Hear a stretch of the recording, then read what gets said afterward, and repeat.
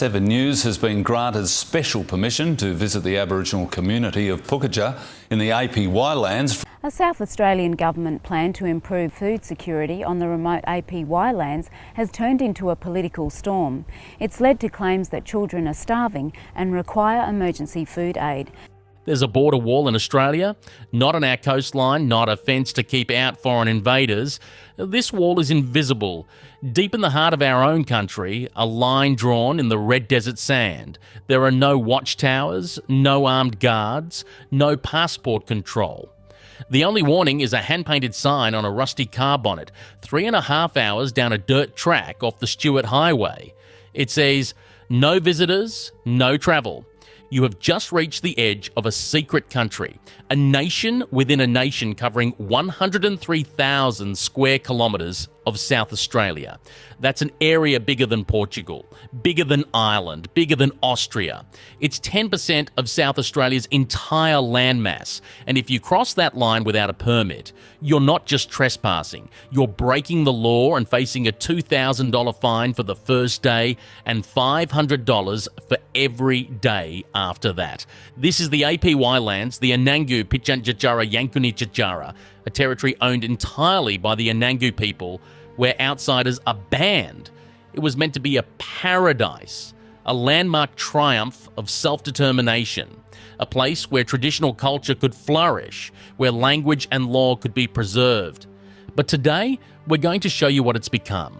A story of unimaginable failure, of shocking poverty, of a town literally erased from the map, and a 40-year-old promise that has rotted from the inside out. This is the story of Australia's forgotten country, and it's a story that will make your blood boil. And you can bet your last dollar this is a story the government and the mainstream media hope you never hear. It's a national embarrassment, a festering wound they'd rather keep hidden away in the desert, out of sight and out of mind. They'll talk about the gap in abstract terms, they'll throw around statistics at press conferences, but they won't show you the reality on the ground. They won't tell you about the corruption, the failures, the broken promises. But we don't do hidden. We are the resistance, and our job is to expose the corruption, the incompetence, and the uncomfortable truths that others won't touch. We're not funded by billionaires or political parties with vested interests in keeping the status quo. We're funded by you. If you've had a gutful of the spin and the lies, if you're sick of being treated like a mushroom, kept in the dark and fed rubbish, then join our Patreon. For the price of a cup of coffee, you become a soldier in the fight for truth. The link is in the description. Now, let's cross the border and see what they don't want you to see.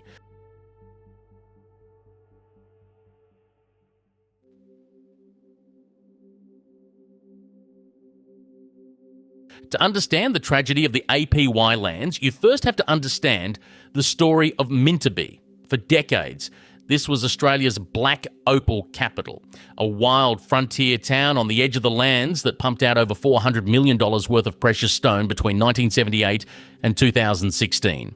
It was a place of fortune seekers, of grit and dust and dreams, a modern-day gold rush in the middle of nowhere. Miners came from all over the world, chasing the glint of black opal in the red dirt. But it was also a place of darkness. Because it was leased to mostly non-Indigenous miners, despite being on Aboriginal-owned land, it became an unregulated hub for everything that was banned on the APY lands.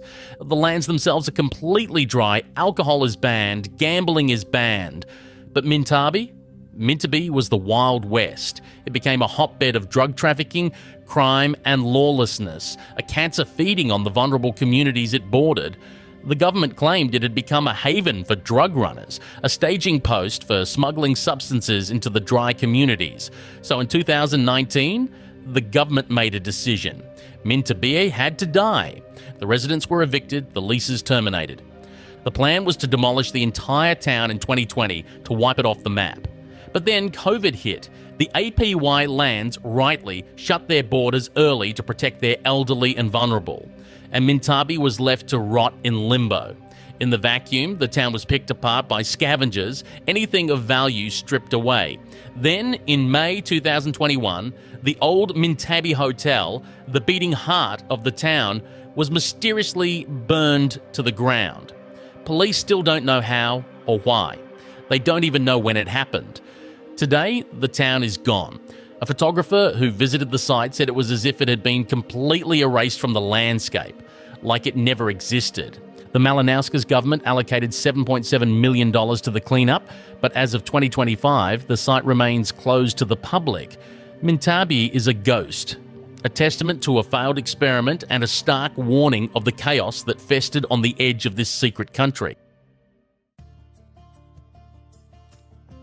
I would say the lack of progress, or the complete absence of any progress that I've heard about, is disappointing. This wasn't how it was supposed to be. Back in 1981, the Anangu-Pitjantjatjara Yankunytjatjara Land Rights Act was a landmark moment, a beacon of hope. It was the vision of Premier Don Dunstan, a progressive leader who believed in self-determination. It gave the Anangu people freehold title to 103,000 square kilometres of their traditional lands. They owned it. They could govern it. They could preserve their language, Pitjantjatjara, and their cultural laws. It was meant to be a new beginning, a model for Indigenous land rights across the country. But 44 years later, that promise is a cruel joke.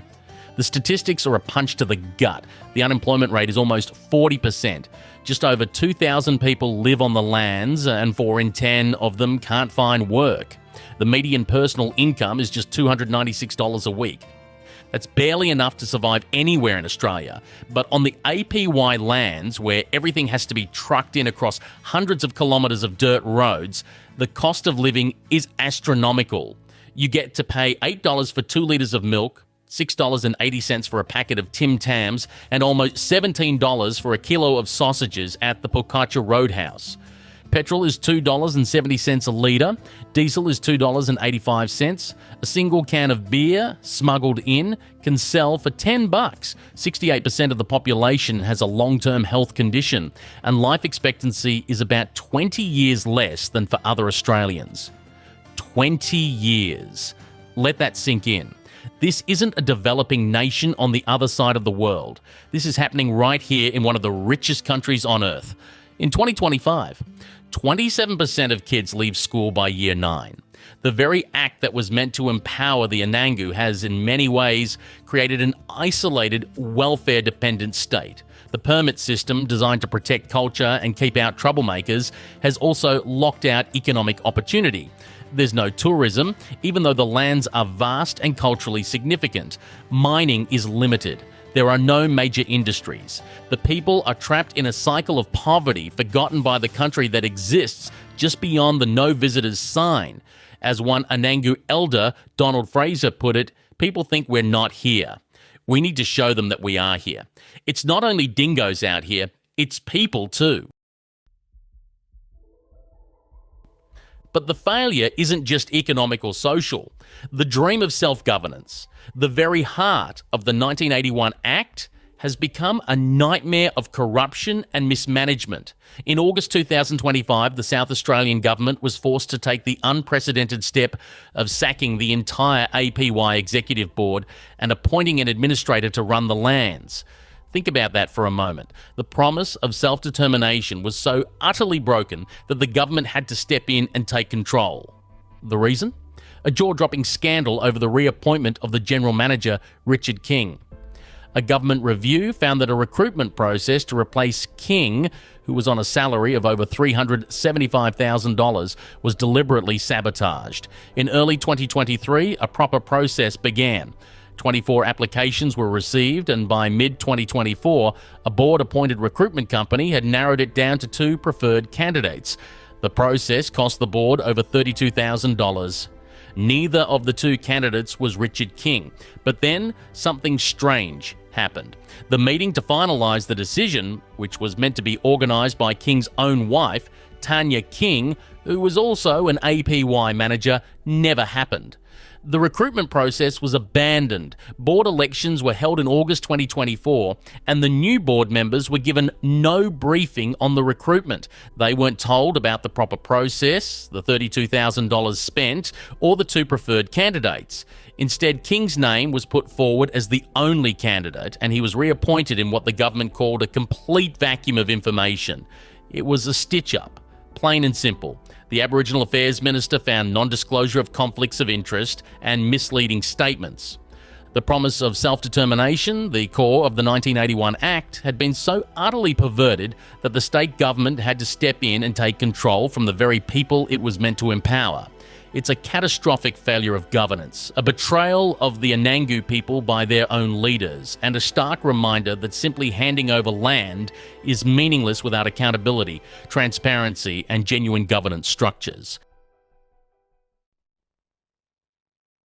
So what have we got? A territory bigger than Ireland, owned by its people, but crippled by 40% unemployment and a 20-year life expectancy gap. A place where a bottle of milk costs $8, where a town that produced $400 million in wealth was left to rot and be erased from the earth, and where the dream of self-government collapsed into such a mess of corruption that outsiders had to take over. This is the reality of Australia's secret country. The permit system, the invisible wall, was meant to be a shield to protect culture and community, but it has also become a curtain, hiding a national tragedy from the eyes of the rest of the country. The APY lands are a perfect storm of good intentions and disastrous outcomes. It's a story of isolation, of failed promises, and of a people left behind by the very systems that were meant to lift them up. It's a secret, not because it's hidden in some remote corner, but because we, as a nation, have chosen to forget it's even there. It's easier to look away, to pretend the problem doesn't exist. But we can't afford to anymore. The problems are too big, the failure too profound, the human cost too high. Just last month, in October 2025, violence erupted between family groups, forcing TAFE staff to lock themselves inside for their own safety. 2 people were charged. This isn't ancient history. It's happening right now, today, in our country. If this story makes you angry, good. It should. It's a disgrace. And the only way things will change is if we refuse to let it stay a secret, if we drag it into the light and demand better. Share this video. Talk about it. Make people uncomfortable. And if you can, support us on Patreon so we can keep dragging these uncomfortable truths into the light, so we can keep being the voice that refuses to be silenced. To see the latest Australian crisis, click this video here.